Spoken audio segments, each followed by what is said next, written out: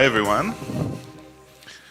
Thank you for having us here. It's my first time in Bengaluru, definitely not my last, and so far it's been amazing. I would like to thank all the previous presenters as well. I think there was a lot of quality here. It's a pleasure to see this. I will try to be quick because I know you're hungry. I know I am. And the goal will be to give you as much as possible take-home experience. I'll explain more in a second.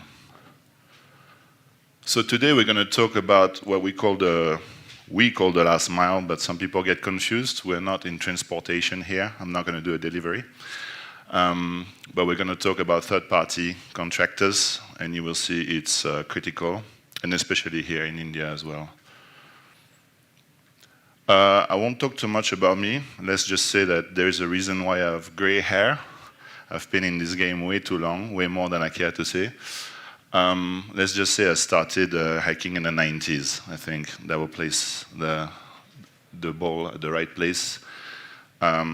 Typically, I was a deep security person, programming, kernel, network, and I moved my way up to CISO.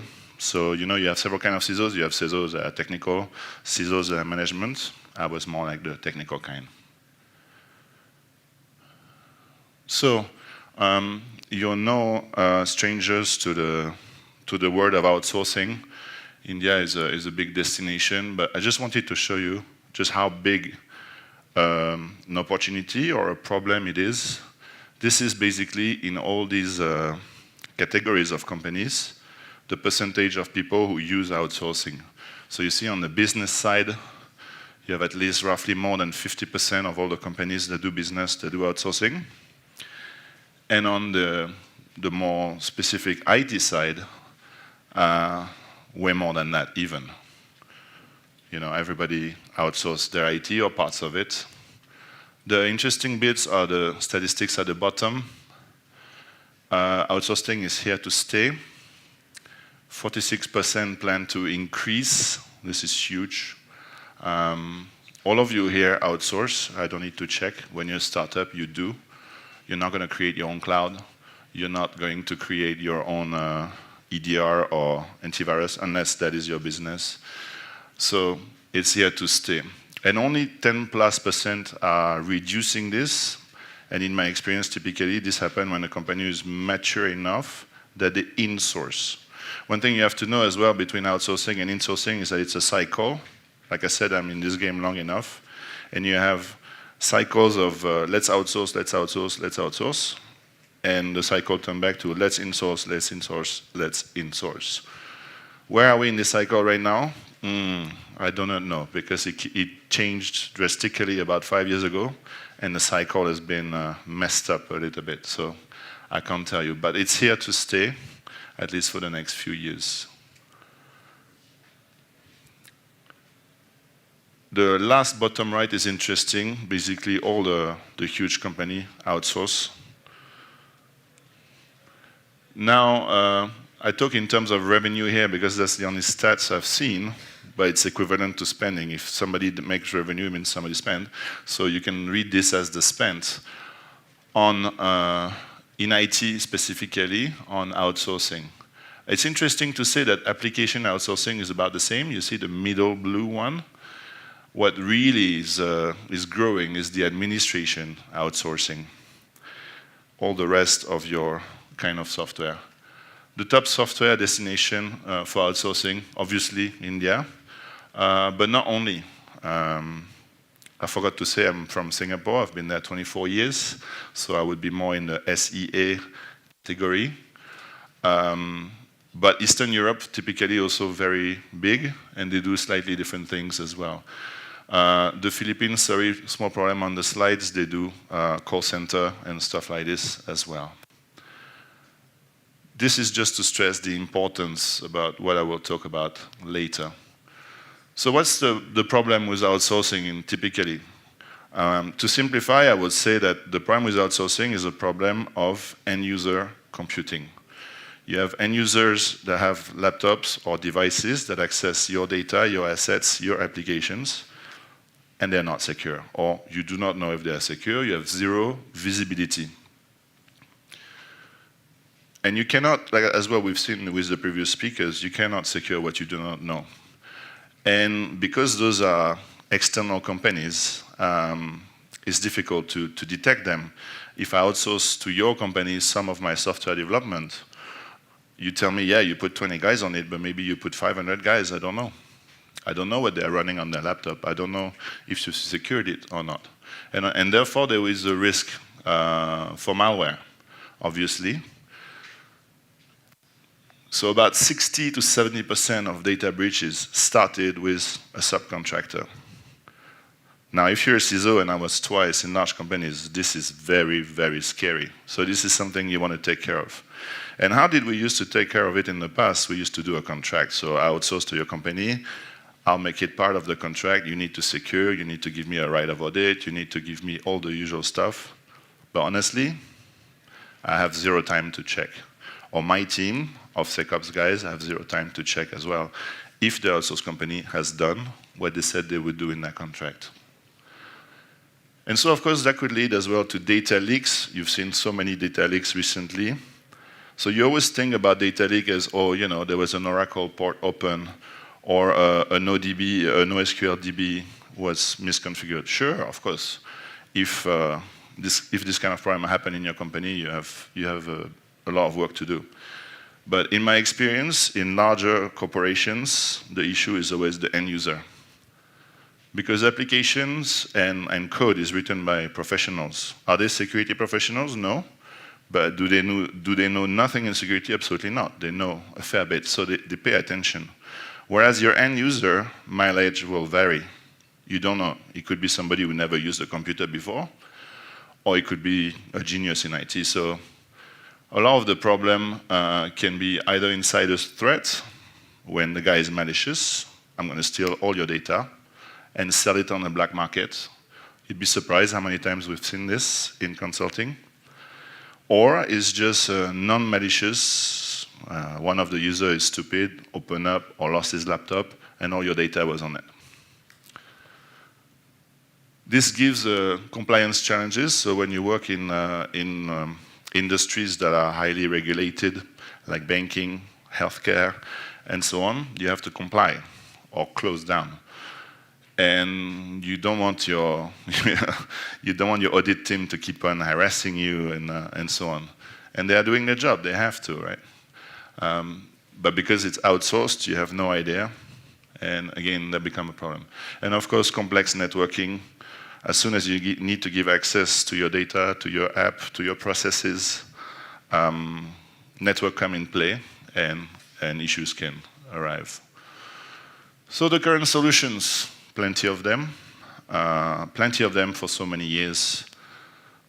Nothing new here. And this is why also it's interesting that we talk about this here. A lot of you are founders. A lot of you are going to make security company. A lot of you are going to make IT companies.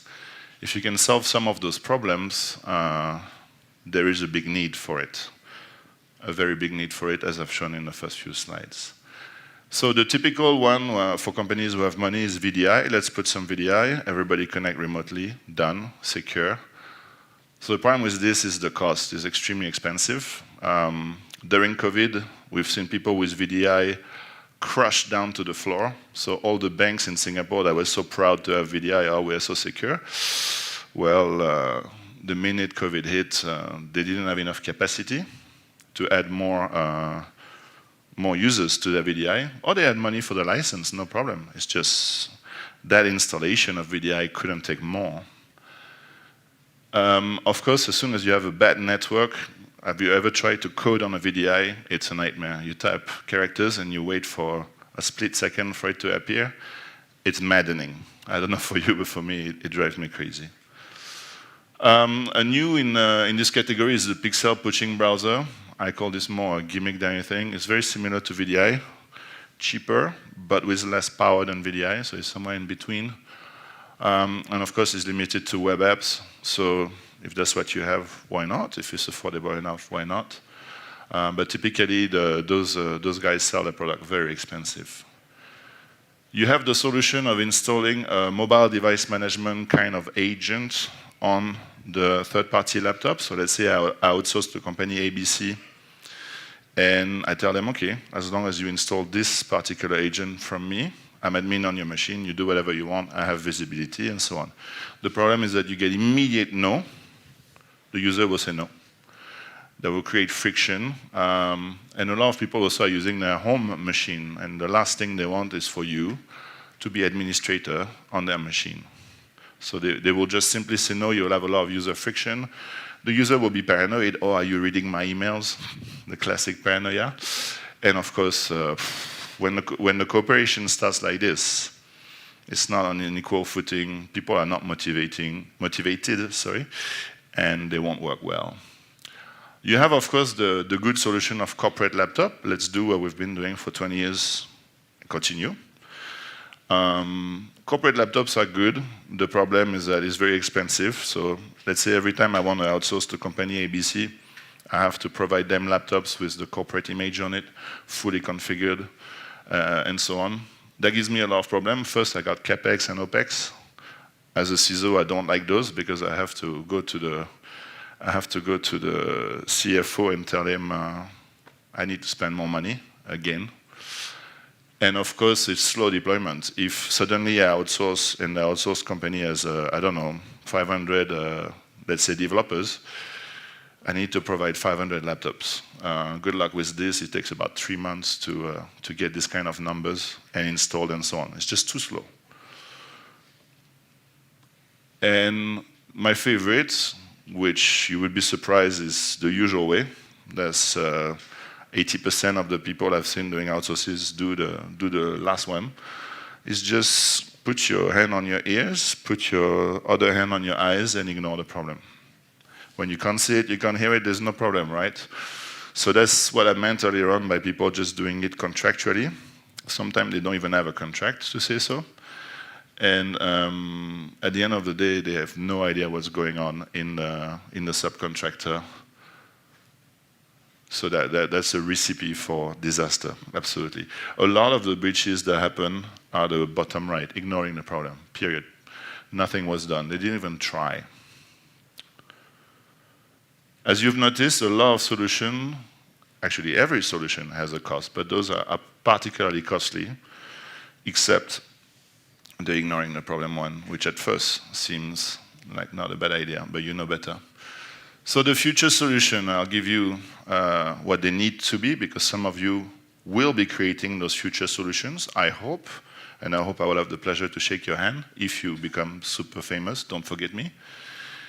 The solution needs to be scalable. We are in India, everything needs to scale. If it doesn't scale, don't even do it. It needs to be easy to use for the same reason. If it's not easy to use, people will not use it. There will be friction. It needs to be affordable, that's true of every product. And of course, it needs to be controlled by you. So if you are a bank, for example, and you make such a solution internally, you need to be able to control it on all your subcontractor. If you are a startup trying to create some of the solution, you need to give that control to the customers that will buy your product. And of course, the simple security questions that needs to be addressed, but you all know about security. So some of those that are coming up right now and are pretty common is the secure browser. So apparently it's very nice. You just have to install it on the machine. It has some basic zero trust agent to make sure you're up to date, that you have an AV or EDR and so on. The main pro is that it really understands the web. It understands the protocols involved, and it can act as an application firewall and so on. It can apply DLP as well. But it doesn't offer much more than that, right? And of course, it only works for web app. And well, I still can't find out what else it does. So to me, I'm sorry, this is quite gimmicky. I've been in this industry for a long time. Buzzword alert here. I'm still hoping they will do something interesting with that, because 90% of the apps you use are still web-based, I agree. But so far, I don't see much difference between a Chrome Plus policy and this.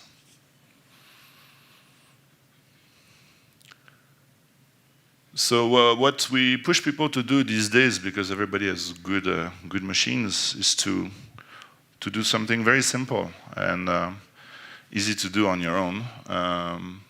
Is to simply install to install a VM on third-party machines, right? The advantage is that the only thing that the user has to install is a hypervisor, which doesn't give administrative rights onto the user's machine, right? So less paranoia and so on. It's easy to do. And of course, you as the main company control completely all those VMs, right? The cons is that, yeah, you need 4 gig of RAM. If you have all the machines, it might be a challenge. But this is very cost effective and very quick. So I've seen some people trying to do something like this in COVID time, and they were pretty quick to get on their feet. Obviously, one of the cons here is that the hypervisor OS itself could still be rotten. You don't know. Maybe they never patched it or whatever. But then again, from the hypervisor to modify directly the image of your VM is difficult. It's quite difficult. But this is very cost-effective and quick to set up if you are in dire needs. The third one would be a bit more difficult to do technically, because you don't have many tools to do it, is directly to do a live USB. So you have the full OS running on the, installed as a full OS on the USB key. Just plug it into the laptop or the desktop and boot from the USB. Does not touch anything on the machine itself. It runs at bare metal speed, so if you have a 2 gig very old machine, well, it will work. Nothing is touched on the machine, so no paranoia, no user friction. You're in peace. And of course, it's portable to machine, from machine to machine. I have my VM right here, sorry, my USB right here in the pocket. But the one cons, you will laugh, but it is a cons. You have to teach your user how to boot from USB. And trust me, sometimes it's a challenge, I know. But so far, it's still the best security price ratio. And you get the confidence of the user. I cannot stress enough how important it is to have the confidence of the user. When you do end-user computing, you do not want the end-user to be irritated at you, otherwise they will find fake issues, they will complain, oh, this is too slow, even if it's not. They will put all the bad will in the word not to use if you don't make a special effort. The other cons as well is don't be a cheapskate. If you buy a $7 USB key, it's going to be slow. You get what you pay for. So this was just 3 methods, for example, to get you going in another COVID situation, or if suddenly you have to outsource to a lot of people one shot, to still keep complete control on the OS itself, on the workstation of your subcontractors. But this was just the beginning. This was just the basic tech. I still have nothing. You need to give control. You need still the full security stack. You still need the full automation stack. You still need all that you usually do on your end-user computing, right? This simply gives you control over the third-party machine, not the machine itself, but the environment on which they will be working for you. You certainly do not want to have yet another unmanaged device. So if you were to do it yourself, or if you were to create a product to do it, this is how you should do it, based on experience. You start step by step. Do not start straight away with the gold medal you will not manage. You want to do internally or externally, if you provide this kind of services, minimum viable product, which will be start with full disk encryption. Like this, if your user somehow loses his laptop, it's just a CapEx issue. It's just $2,000 that is lost. OS hardening, I cannot insist enough on this. You have to harden your OS. Half the people I see, even on corporate laptop, don't have a hardened OS. And of course, it needs to be centrally managed. I told you, if you cannot scale it, you go big or you go home. It's as simple as this. Don't do it. You cannot do this kind of things manually. Your workforce, your third party will always be remote. They will be running around everywhere. It has to be centrally managed. Patch management, anyone, you know, it has to be done. CM integration, yeah, I could have put it in the silver medal. But at least do at least until patch management. Then you have something workable that's remotely managed, that give you confidence of what your third party are using to access your data, your crown jewels. Now, to make this better, of course, you know this. The minute you give administrator to a user, whether it's an internal user, whether it's a third-party user, they're going to shoot themselves in the foot. It's like giving a gun to a 5-year-old. They certainly will mess it up. It's guaranteed. 20 plus years experience will guarantee you this. Ask anybody else here who's old enough, they will tell you the same. So never let the user be an administrator. And of course, for the full disk encryption is nice, but you need a key escrow system. You're familiar with the problem last Friday. People who had an escrow system were able to somehow boot the Windows machine to fix it. Those who didn't were screwed. Integrate with the directory, AD, LDAP, and so on. And of course, make sure the applications are updated as well. You use an operating system, why? Simply to run applications. That's all that matters. And you run application just to access data. So your apps need to update automatically. If they don't, you need to give admin user to the user, and you shoot yourself in the foot. The next step is to have an EDR, VPN, and firewall. So all of this is nice. If you have this, you're fairly mature. I would say you're already kind of Fortune 500 kind of stuff already. But we are security guys here. Let's go the full mile. Then you need to complete the job. Very seldom do I see, even in an internal laptop situation, so let alone in a third-party situation, software to let the user install. Every user has different need. You're a developer, you need this. You're a graphic designer, you need that. Companies do golden image, and they do it poorly because it's difficult. I don't know what you use, I don't know what you use, I don't know what you use. Even if I ask you, I'll ask 3 of you. I didn't ask the 30,000 of you if there's 30,000 people. So let it be policy-based, and let it be self-service. The user can install only what they're allowed to install, nothing more, nothing less. Obviously, integrate with SIEM. That is critical, otherwise no visibility. It's great to protect your endpoints, but if you don't check, if you don't see, you don't know. DLP, always difficult to implement, but good to have. And of course, since you still don't want to give administrator to the user, you need to manage printer, BIOS updates, and so on. So you can see it's quite a lot of things that you have to do to get there. Hopefully, you're already on the bronze medal. If you're not, get there, because it's extremely important that you're at least on the bronze.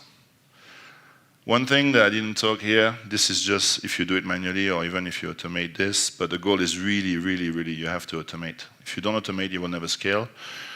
You will never be able to do it properly without automation. To do all this, you can either use some commercial tools. There's plenty available, depending on your costs, depending of what you can do and your needs. And of course, don't hesitate as well to use open source tools. There are plenty of them. They are great. And very often, they're better than the commercial tools. But again, we're security guys. This is not enough. So if you've done the golden standard, congratulations to you. Now, think about this as well. You can throw some of those ideas as well. Those are actually easy to do, but they're pretty fun and very important, typically for developers, third-party developers. We've been asked very often, do you have periodic screenshots? It's a bit embarrassing for me, coming from Europe, to hear this. It shows the little faith that people have in employees or third-party contractors, but I get it, so yes. A normal one is monitoring application, which application I used. Very good to have as well. You need to do this. You need to be able to answer who is doing what, where, and when. And of course, internally, you should know the why. Browser configuration enforcement, actually, my bad. This should have been directly in the bronze first maturity stage. We said earlier on, 90% of the apps you use are web-based. Why are you not configuring the browser via a policy to limit what the user can and cannot do? A typical example is the browser extensions. again, in my experience, the most deadly. Do this if you're a CISO. Try it at home, try it in your company. Make a list of all the extensions your users are using. You're going to have a lot of fun. You will be surprised the kind of crap they run. If you work for Ministry of Defense or the police or stuff like this, or very, very high security standard company, you may want to implement remote snapshot of RAM and remote snapshot of hard disk in case you have to run investigation. There's a reason why I mentioned this, because we've had experience in this. We were asked to do something like this. Very important if you are developers, of course, Docker management. And a fun one, this is very fun and very easy to do actually, the Git repo configuration, management, and enforcement. If you're a developer or you recruit developers, they have, I don't know, I have 200 repos on my laptop, for example. Are they configured properly? Are they on the proper remote? So are they on the corporate GitHub or GitLab, or are they on the personal GitHub or GitLab? You need to check that, because a lot of users are not malicious, but they make stupid mistakes, and there's a very large numbers of flaws that came because a developer commit the code in the wrong place. This can be avoided very easily. I didn't mention earlier, it was written on the slide, but I forgot to say that AI cannot help you for any of this, except perhaps the last one. You will need at some point, all of you are looking at how to use AI more, how to leverage it. All of you are using APIs of existing AI companies, but do you really know which data is going to those companies? So you have to put like proxies and API gateways, including DLP, to make sure your customer data is not used to train the models or ask questions, where at least where it should not be, right? Otherwise, you're going to have a bad surprise. A lot of attacks on AI these days is to get information from other companies that were stupid enough to feed the AI information. So I think I made time.